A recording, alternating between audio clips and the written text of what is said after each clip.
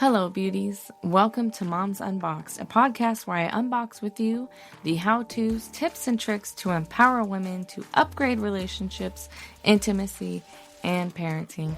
I'm your host, Melanie Caroline, a multi-dimensional woman, life coach, lover, and mom who's made a lot of fucking mistakes.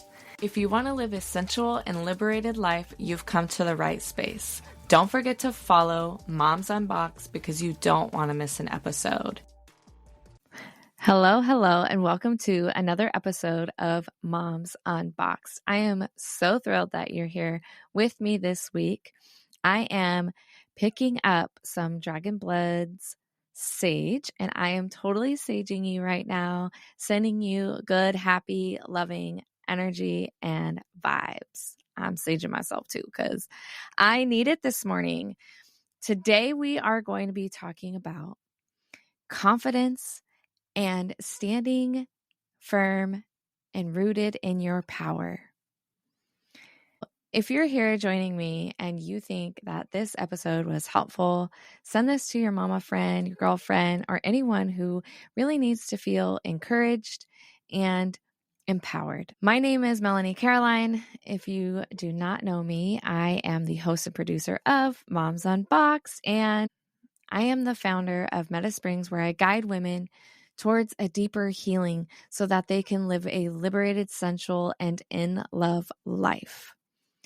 All right, let's get to it. I had quite a morning. You know those mornings where you wake up feeling pretty melancholy because you feel like no matter where you focus your energy, it just feels like all the energy, effort that you're putting into a project or your career or into motherhood is just kind of going into a black hole. That's how I felt this morning. Okay, let me combat this with gratitude. Thinking about all the wonderful things in my life that I get to experience. I literally get to create a business from the ground up, help women in my community. How fucking amazing is that? Love that for me. And it's really hard growing something from its little seedling and hoping that people will want to watch it grow. And that is the experience that I'm in right now. Is like, I know what I have to offer is phenomenal, but it's getting people to notice. And so I was feeling down. Okay. We all have that, whether it's you're feeling down in your career, you're feeling down because you feel like you're not a good enough mother. I'm sure we can all relate to that one. Or you're having guilt and shame about something in your life. It's easy for us to kind of sit in those emotions. And it's specifically difficult when we start comparing ourselves to other people who might be more successful, who have more money, who have the picket white fence, who look from the outside in like the perfect family, perfect mom. You know, you start comparing yourself, what car you're driving, what career you have, the amount of money that you make, the way you look. You can't get your hair dyed like you like, or your nails done like you'd like. Or, you know, you can't afford the fucking Nike shoes. And yeah, I don't even know the labels out there, the designers out there really, because I don't buy those things. And when we get into this comparison mindset, we lose our ability to stand in our own power because we are spending so much energy comparing ourselves to the next woman rather than being able to just stand amongst many women standing in their own powers in their light, and we're celebrating each other. And I'll give you a great example. I'm a burlesque dancer. So excited. It's a start of a journey that I am just thrilled about. And I did my first burlesque performance last December. And there were so many beautiful women in the space, and we're all being vulnerable. We're all being open and curious about one another. And we're learning this dance, shaking our asses. We're just like going all in, and we're doing it together, and we're having so much fun. And, you know, of course, I admire bodies, but I'm not sitting there and saying, oh, I wish I had her breasts, or I wish I had her calves, because damn, her muscles are popping. You know, like I'm not doing that.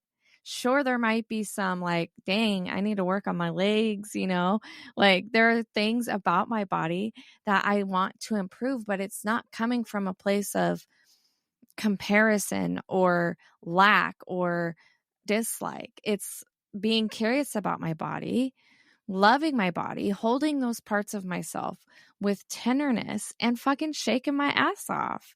And it's so much fun. So I'm going into this new burlesque class and I actually get to develop my own dance routine.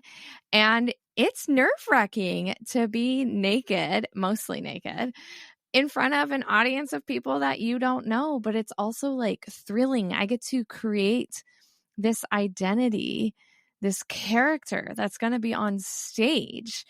And if I was comparing myself or looking for external validation, I'm sure I'd get all types of different feedback about my body, my looks, my performance. And really, that's external whitewash noise. Because when we actually stand rooted in who we are, that's what's thrilling. That's what's authentic. Being in our truth, being in our sensuality, expressing our sexuality without guilt or shame, and being proud of being a woman. And we have to really embrace that. You have this unique genetic makeup that it defines who you are through and through.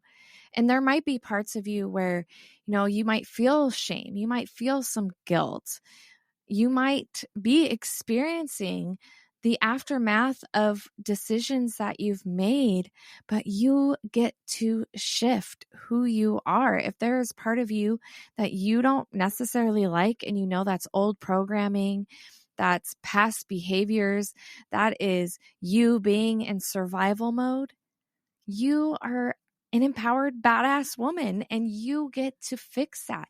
You get to alter yourself and make up whoever it is you want to be. You don't have to stay stagnated. You don't have to stay the same. You get to transmute and transform and alchemize stagnated emotions, feelings. You get to investigate who you are in many of the layers that make up you. And I think this is such a beautiful thing that we forget because we are so lost in the external validation, trying to be good enough, being the people pleaser, trying to, not say no to your children because you want them to like you. You want to be a good mom. You want to be the bestest of friend, but you're overextended and you're tired. And when we are feeling that desperation to just make people happy, just to make the problems go away, to make life good, we're making choices and decisions based on what other people want from us. Sit back for a moment, take a deep breath, and think about what it is you want. What is going to make your life joyful and exciting and happy? What is going to bring you so much internal love and inner validation that you don't need to listen to everyone else? Because everyone else is just, it's static feedback.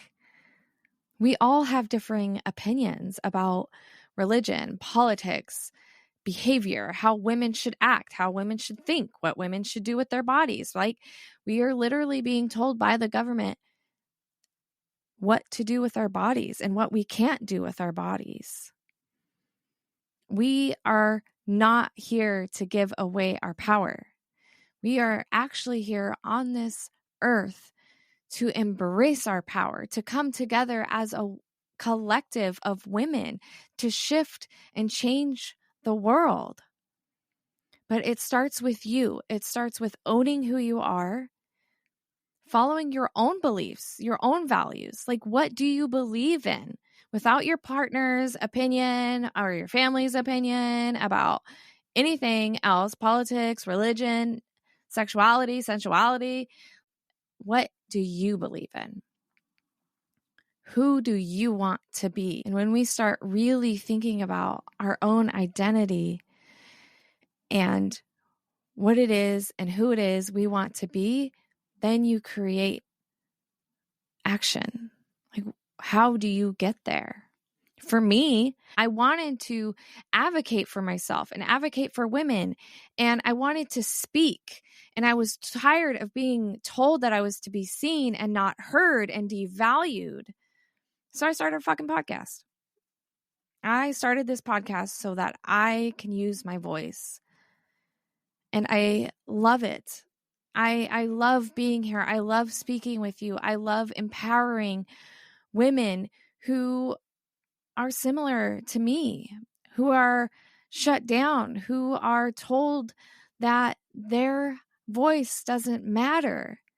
You absolutely matter. Everything about you matters.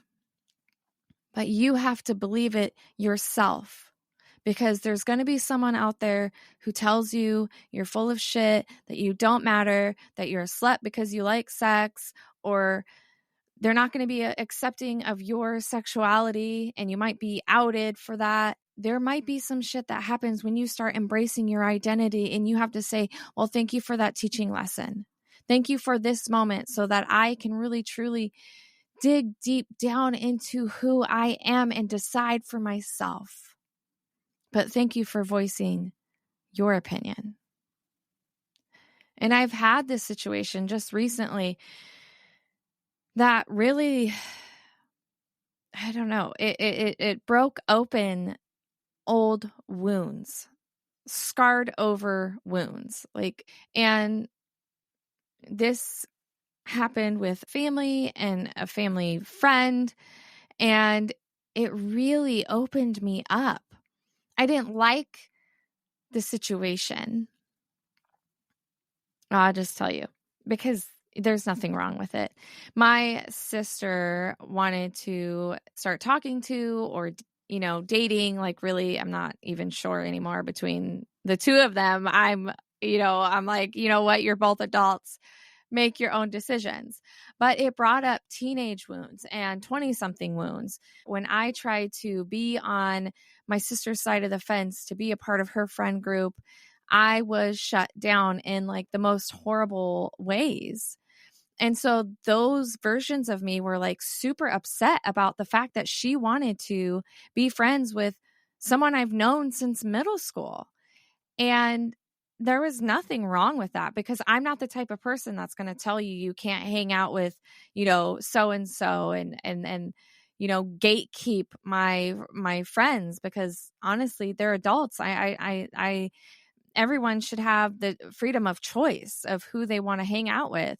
And so I really had to root myself in my own power and shine my own light, because I was concerned that my sister was going to overshadow me and take away my friend. And because these were past experiences where I felt like I was always in my sister's shadow. She casts out just this energy, and she's very outgoing and charismatic and enjoys people's attention. And I was like the young girl that was standing in the woods by herself, watching her sister sing on a table for an audience. And I had to hold myself in this space of love and tenderness and gratitude for the situation, for this moment where I got to grow and open those wounds so that I can heal those scars in a beautiful way,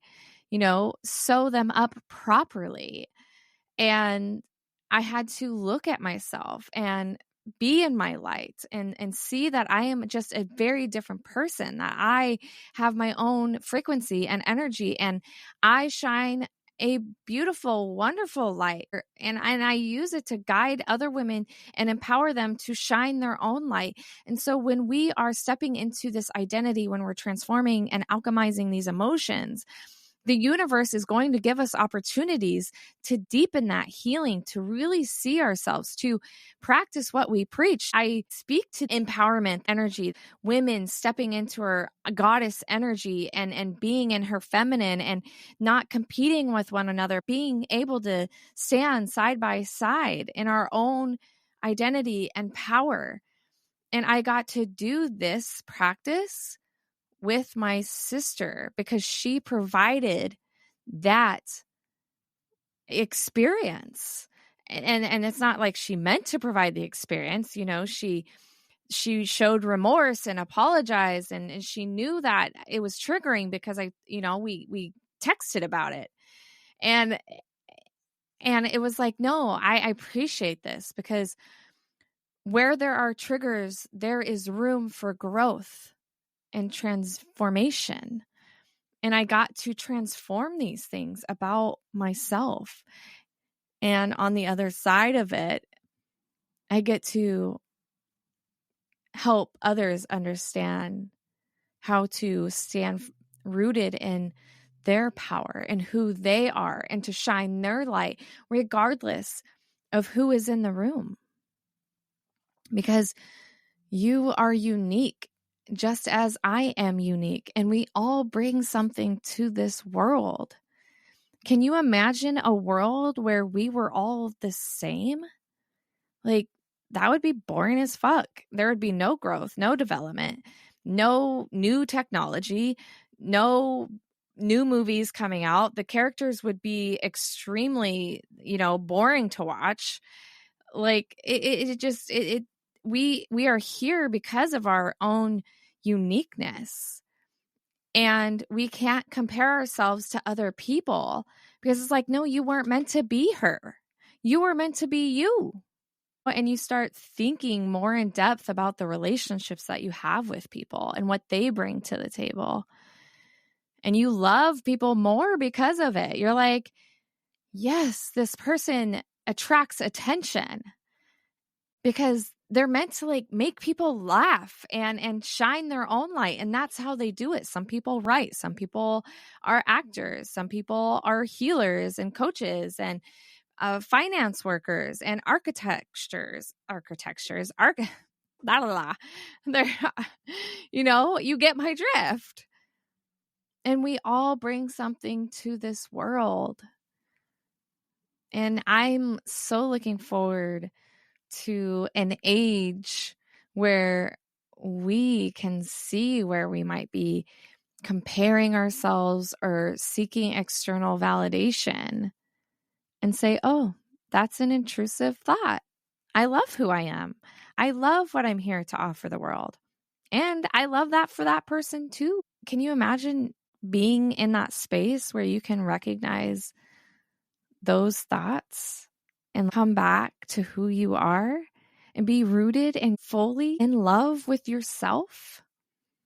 This is what we should be teaching our children, because I know kids, especially in high school, it's hard. There's the popular girls, the sportsy girls, the girls that are facetious to one another. If we could just get our little ladies together and just be like, you're unique. Your light doesn't dim because you're standing next to someone else's bright light. Hell, you're shining on a whole world of people who need it. These are just really great conversations to be having with our daughters too. And it starts with you. It really does. It starts with you owning who you are, recognizing where you are dimming your light, recognizing where you are being the people pleaser or trying to make people happy or carrying some type of guilt or shame because of the decisions that you've made in the past and you're not able to let go. Honey, I'm telling you, it's okay to release that. It's okay to release that part of you that might have been a little shitty. I've been a little shitty. I was really shitty in my past. The past version of myself, my middle 20s, it brought me so much grief and so much consequence. But I wouldn't be who I am speaking through this mic without that version of me, and we want to love them and hold them and forgive them, not shame them and feel guilty for the rest of your life. It's okay to let go of those things, to fully embrace and embody who you are meant to be in this world. This was such a beautiful, short conversation, but it was powerful. And if you know a woman, a mama friend out there who needs to feel empowered and just absolutely in love with who they are, send them this episode. I love you all. Thank you so much for being here with me. And don't forget to live a liberated, sensual, and unboxed life. Until the next time. Thank you again for joining me for another episode of Moms Unboxed. If you have a topic or relationship question, connect with me at I am Melanie Caroline. And don't forget to follow Moms Unboxed. May you live a liberated, sensual, and unboxed life. I'll be chatting with you next Wednesday for another episode. Until the next time, sunshine.